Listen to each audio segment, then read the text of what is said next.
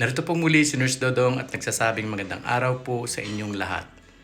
Paano po natin malalaman kung ang isang tao po ay may stroke?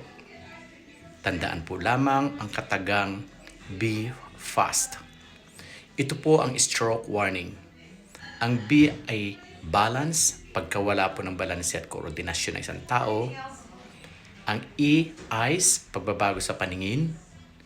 F, face, tabingi ang mukha. A, arm, mahina o hindi maitaas ang braso. S, speech, bulol o hirap magsalita. T, time, tumawag po agad sa emergency. Bawat segundo ay mahalaga, huwag mag-atubili. Mas maganda po kung tayo ay may kaalaman.